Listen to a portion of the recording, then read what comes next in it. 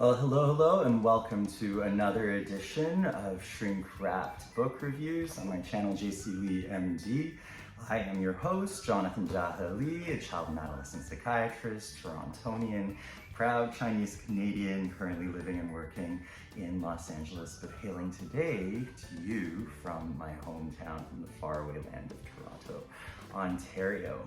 Today's book review is of a classic that I probably recommend to 100% of the people who walk through my clinic door, and I get no kickbacks from the publishers or drug companies. I have no shares in GlaxoSmithKline or Penguin Books or any imprints thereof. But this book is Mind Over Mood by Greenberger and Padesky, currently now in its second edition, which is much glossier and sexier than this one, which I got in residency. This is a classic cognitive behavior therapy text and workbook that all of the people at my alma mater at the University of Toronto, although I'm sporting my med school, Queen's Medicine today, that all of the cognitive behavior therapy students at my alma mater were recommended to pick up. And I gotta say, pound over pound, year over year, this is probably the book that I tend to recommend most to the people that I see with depression and anxiety and just like difficult interpersonal relationships.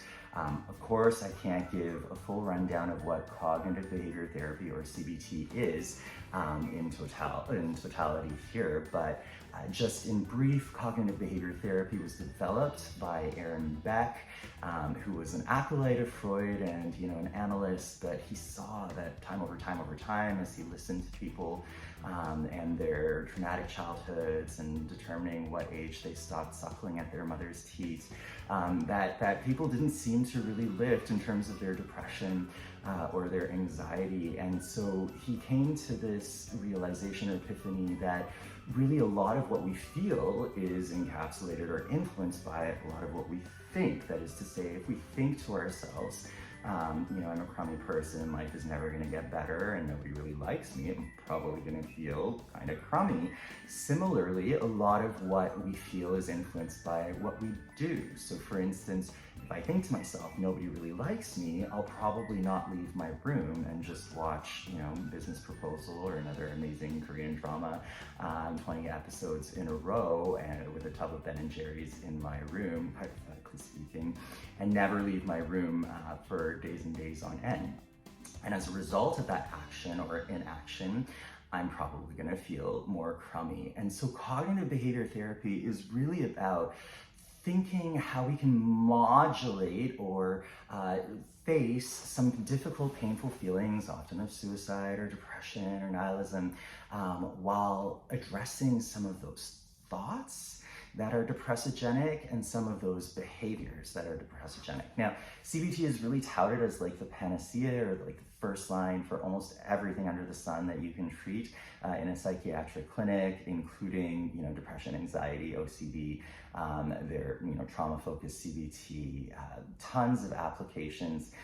Judith Beck, the daughter of Aaron Beck, has a book out on personality disorders as well. Personally, I find CBT somewhat limited in its efficacy, not because it's hard to grasp, which I think is a fault of many other psychotherapies that we as shrinks and mental health clinicians, sort of proffer. Oftentimes we talk a lot in psychobabble, and it's like, can you just please speak English? I think one of the strengths of CBT is that it is eminently graspable. People get what CBT is about, and it's very tangible and pragmatic. There are experiments that you can generate, homework that can be done in between sessions. And so in that way, it is very gratifying as a therapist to track the progress and the changes in the depression and anxiety and other rating scales over time. And I think that can be a hugely encouraging, aspect of it to the patient as well. What I find CBT tends to lack, and this is not a fault of this book by any means, but what I find that CBT tends to lack is sometimes more of that human aspect. And maybe it's just the people who have trained me or the people that I know who tend to do CBT, but it can come off as somewhat algorithmic and somewhat cookie cutter. Now, I think Greenberger and Padesky, they have really great vignettes in here. Many of the patients that I've seen have commented like, wow, Ben really is like me. I can relate to some of his like inertia, anhedonia, and depression. And the whole goal of CBT is ultimately to get you to that more balanced state where we're considering all the evidence that supports the belief that you're a crummy person and nobody really loves you, and all of the evidence that might fly in the face of that, so that we consider the both and. And in that way, it's somewhat similar to dialectical behavior therapy. But all of that to say, coming back to this book, I would say that this is like a 10 out of 10 must read for anyone going through depression, anxiety.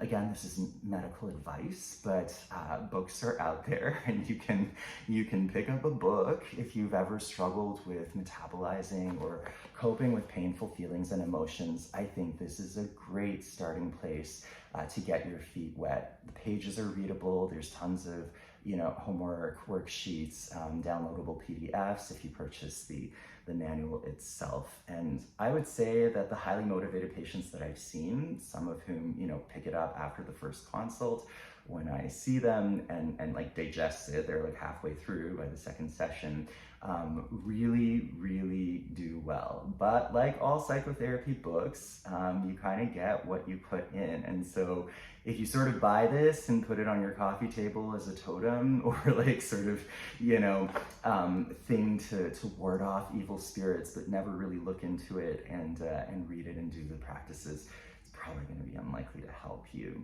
But again, highly recommend. Probably find it in your local library, Amazon, Barnes and Nobles, wherever you find books. And for that reason, I think it's fantastic.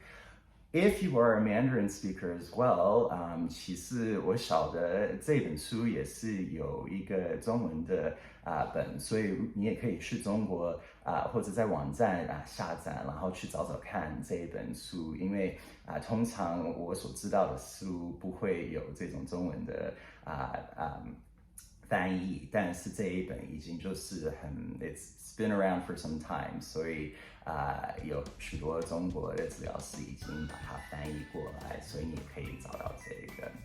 So until next time, happy reading and love yourself.